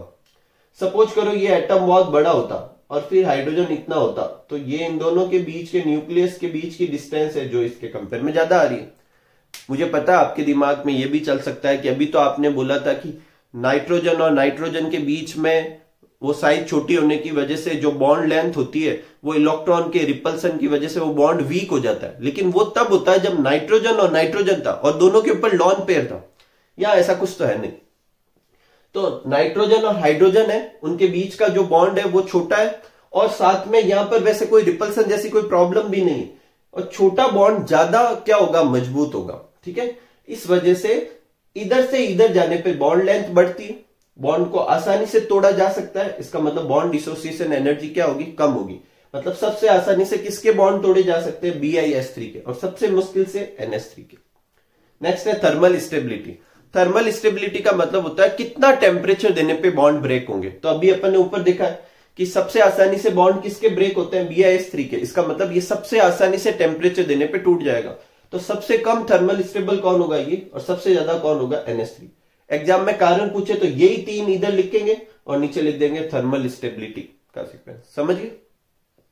नेक्स्ट है एसिडिक नेचर। देखो, एसिडिक नेचर में क्या होता है? H+ देना होता है या H देना होता है। अब H कब देंगे? जब बॉन्ड टूटेगा। तो सबसे आसानी से बॉन्ड किसका टूट रहा था? BiS3 का। तो सबसे आसानी से H कौन देगा? BiS3। इस वजह से एसिडिक नेचर सबसे सबसे ज्यादा एसिडिक नेचर कौन शो करेगा? BiS3। तो BiS3 का एसिडिक नेचर सबसे ज्यादा और NH3 का क्या होगा? सबसे कम। नेक्स्ट है रिड्यूसिंग नेचर। रिड्यूसिंग नेचर का भी वही मतलब है, H प्लस देना है। रिड्यूसिंग नेचर का मतलब सामने वाले का रिडक्शन करना, और सामने वाले का रिडक्शन करने के लिए उसे H देना पड़ेगा। तो कौन आसानी से दे रहा था, BiNS3, इसलिए ये स्ट्रॉन्ग रिड्यूसिंग एजेंट है, NH3 वीक रिड्यूसिंग एजेंट है। ठीक है, इन सब के कारण में पहले तो यही कारण लिखने हैं, फिर उनका खुद का जो पॉइंट है वो लिख देंगे। जैसे रिड्यूसिंग नेचर का लिखना है तो ऐसे लिख देंगे, इस तरफ जाने पे बॉन्ड लेंथ बढ़ती है, बॉन्ड आसानी से टूटता है, बॉन्ड डिसोसिएशन एनर्जी कम है, तो आसानी से हाइड्रोजन देगा, आसानी से हाइड्रोजन देगा, तो ये वाला क्या होगा, स्ट्रॉन्ग रिड्यूसिंग एजेंट होगा। ठीक है, नेक्स्ट लेते हैं बेसिक स्ट्रेंथ। बेसिक स्ट्रेंथ जो होती है वो होती है उनके ऊपर लॉन पेयर की प्रेजेंस की वजह से, और लॉन पेयर कितना आसानी से दे सकते हैं वो उसकी बेसिक स्ट्रेंथ शो करेगा। अब अगर साइज छोटी होगी तो वो लॉन पेयर आसानी से दिए जा सकते हैं, अगर साइज बड़ी होगी तो लॉन पेयर देने में इतनी आसानी नहीं रहेगी। ठीक है, तो सबसे छोटी साइज किसकी होती है इसमें से, नाइट्रोजन की। तो नाइट्रोजन के जो लॉन पेयर होता है वो आसानी से अवेलेबल होता है डोनेट करने के लिए। तो जो सबसे ज्यादा बेसिक स्ट्रेंथ होगी वो किसकी होगी, NH3 की, और फिर धीरे धीरे कम होती जाएगी। या NH3 और PS3 के बीच में मैंने ये 2 बार लगाया, इसका मतलब है NH3 की बेसिक स्ट्रेंथ इससे कुछ ज्यादा ही ज्यादा होती है। कारण NH3 जो होता है, नाइट्रोजन जो होता है वो फास्फोरस के कंपेयर में काफी छोटा होता है। ठीक है, ज्यादा छोटा होने की वजह से इलेक्ट्रॉन वो देने की टेंडेंसी भी क्या होती है, ज्यादा होती है, और वो आसानी से बेसिक प्रॉपर्टी शो करता है। एक और चीज, अगर आपको एग्जाम में पूछे ये ES3 के अलावा, मतलब इस पैटर्न के अलावा क्या और हाइड्राइड भी बनाता है पी ब्लॉक के, ये ग्रुप 15 के एलिमेंट, तो इस तरीके के भी बनाता है, N2H4 P2H4 बोले तो E2H4 टाइप के भी हाइड्राइड बनाता है। कौन से टाइप के हाइड्राइड बनाता है, E2H4 टाइप के हाइड्राइड भी बनाता है। ठीक है, इसमें से N2H4 को क्या कहते हैं, हाइड्रेजिन, और P2H4 को क्या कहते हैं, डाइफॉस्फीन। क्या कहते हैं, डाइफॉस्फीन। एक और HN3 टाइप का हाइड्राइड भी बनता है जिसे कहते हैं हाइड्रोजोइक एसिड। ये याद रखना, आप लिख लेना, इनके अलावा भी ये हाइड्राइड बनते हैं। नेक्स्ट अपनी रिएक्शन है कि अगर ऑक्सीजन से रिएक्ट करते तो कैसे कंपाउंड बनते। तो जो इस ग्रुप के एलिमेंट है वो 5 वैलेंसी भी शो कर सकते हैं और 3 वैलेंसी भी शो कर सकते हैं। ऑक्सीजन की वैलेंसी तो कितनी होती है, 2, तो वो 2 इधर ले आते हैं, 5 इधर, तो या तो E2O5 टाइप का मतलब पेंटा ऑक्साइड बनेगा, या E2O3 टाइप का बनेगा। नाइट्रोजन वाला ये बना सकता है, वैसे तो ये नहीं बनता, लेकिन नाइट्रोजन ये भी बनाता है, N2O5 वाला भी बनाता है। ठीक है, उसका अलग ही सीन है, वो अपन बाद में देखेंगे। ठीक है, तो E2O5 और E2O3 दोनों टाइप के क्या बनते हैं, ऑक्साइड जो है यहां पर बन सकते हैं। ठीक है, एक क्वेश्चन जो आता है वो ये आता है कि ऑक्सीजन से रिएक्ट करके ग्रुप 15 कौन से टाइप के ऑक्साइड बनते हैं, तो E2O5 बनाते हैं, E2O3 बनाते हैं। एक क्वेश्चन ये आता है कि एसिडिक नेचर के हिसाब से अरेंज करो या बेसिक नेचर के हिसाब से अरेंज करो। तो एसिडिक नेचर जो होता है वो नीचे जाने के, जैसे जैसे ग्रुप में नीचे की तरफ मूव करते हैं तो कम होता जाता है। इसका मतलब ग्रुप के ऊपर वाले एलिमेंट के जो ऑक्साइड है, बोले तो नाइट्रोजन और फास्फोरस के जो ऑक्साइड है वो एसिडिक होते हैं। आर्सेनिक और एंटीमनी के जो ऑक्साइड है वो एम्फोटेरिक होते हैं, क्योंकि वो नेचर जो है घटा है, तो अब वो एसिडिक भी शो कर सकता है, बेसिक भी शो कर सकता है। और सबसे नीचे वाला तो एसिडिक नेचर तो बहुत कम हो गया, तब वो बेसिक नेचर का हो गया। तो नाइट्रोजन और फास्फोरस के एसिडिक होते हैं, आर्सेनिक और एंटीमनी के एम्फोटेरिक होते हैं, और Bi के क्या होते हैं, बेसिक होते हैं। नेक्स्ट है रिएक्टिविटी टुवर्ड्स हेलोजन। तो यहां पर EX5 और EX3 दो तरह के हेलाइड बन सकते हैं। नाइट्रोजन जो है वो पेंटा हेलाइड नहीं बनाता, क्योंकि वो अपनी वैलेंसी एक्सपांड नहीं कर पाता। ठीक है, और जो बाकी सारे एलिमेंट तो पेंटा हेलाइड बनाते हैं, लेकिन जो सबसे नीचे वाला एलिमेंट कौन सा, Bi, nitrogen, phosphorus, arsenic, antimony और Bi भी ट्राई हेलाइड ज्यादा बनाता है। कारण inert pair effect. Inert pair effect की वजह से जो इसके NS के 2 इलेक्ट्रॉन है वो बॉन्ड बनाने में पार्टिसिपेट नहीं करेंगे, तो वो वैलेंसी एक्सपांड वाला काम नहीं होगा। तो NS के जो 2 इलेक्ट्रॉन है वो एक साथ ही रहेंगे, तो अब अनपेयर्ड इलेक्ट्रॉन कौन से बचे, P के, और उसमें कितने हैं, 3, तो 3 बॉन्ड बना पाएगा। तो Bi जो है वो ट्राई हेलाइड ज्यादा बनाता है, कारण है इनर्ट पेयर इफेक्ट। ठीक है, एक और चीज, ये जितने भी हेलाइड है वो सारे के सारे कैसे होंगे, कोवेलेंट, लेकिन Bi3 कैसा होगा, आयोनिक होगा। ठीक है, नेक्स्ट देखते हैं, देखो रिएक्टिविटी टुवर्ड्स मेटल, मेटल के टुवर्ड्स में। तो जब ये मेटल से रिएक्शन देते हैं तो उस समय -3 वाला नेचर शो करते हैं। -3 वाला मतलब तो 3 इलेक्ट्रॉन लेकर अपना ऑक्टेट कंप्लीट करना चाहते हैं। इनके आउटर सेल में 5 तो होता ही है, तो ये 3 और ले ले तो कितना हो जाएगा 8। बोले तो जब मेटल से रिएक्ट करेंगे तो ये -3 ऑक्सीडेशन स्टेट वाला नेचर शो करेंगे। ठीक है, जैसे नाइट्रोजन जो है वो कैल्शियम के साथ जुड़ के कैल्शियम नाइट्राइड बनाता है, आर्सेनिक सोडियम के साथ जुड़ के सोडियम आर्सेनाइड बनाता है, जिंक Sb के साथ जुड़ के जिंक एंटीमोनाइड बनाता है, MgBi के साथ जुड़ के मैग्नीशियम बिस्मिथाइड बनाता है, कैल्शियम जो है वो फास्फोरस से भी जुड़ सकता है, कैल्शियम फॉस्फाइड भी बनाता है। ये टेंडेंसी जो होती है नाइट्रोजन और फास्फोरस की ज्यादा होती है, जैसे ग्रुप में नीचे की तरफ बढ़ते हैं ये टेंडेंसी कम होती जाती है। इसके साथ आज का अपन ये टॉपिक कंप्लीट करते हैं। आज के टॉपिक में अपने ग्रुप 15 के जो physical chemical property, general electronic configuration वगैरह वो किए थे। अब नेक्स्ट पार्ट में अपन ग्रुप 15 के नाइट्रोजन को क्या करेंगे और डिटेल में स्टडी करेंगे। ठीक है, तो मिलते हैं अगले वीडियो में। तब तक आप खूब सारा हार्डवर्क कीजिए, खूब खुश रहिए, खूब मस्त रहिए। Thank you for watching.